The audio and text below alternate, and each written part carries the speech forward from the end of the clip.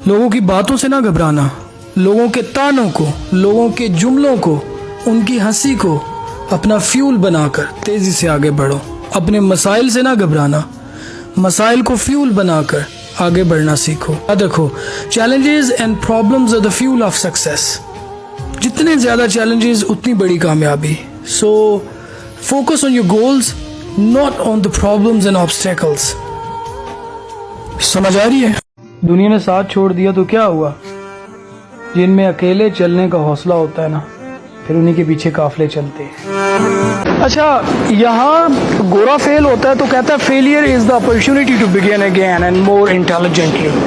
और हम फेल हो जाएं तो कहते हैं या अल्लाह इस तो बेहतर है उनसन मौत आ जाए। यार, हम अपने बच्चों को भी ये दर्ज दे रहे हैं कि ज़िंदगी में बस कामयाब होना है, चीट करके, धोखा करके, झूठ बोल के, किसी भी तरह बस आगे बढ़ना है।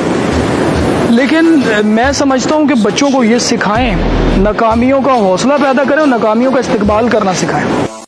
पता है, कई दफ़ा हम सब कुछ समझते हुए भी नासमझी का ड्रामा कर रहे होते हैं कि रिश्ते का भरम ना टूटे, और सामने वाला इसी चीज़ में खुश हो रहा होता है कि उसने हमें बेवकूफ़ बना लिया। अब वो बेवकूफ़ क्या जाने के।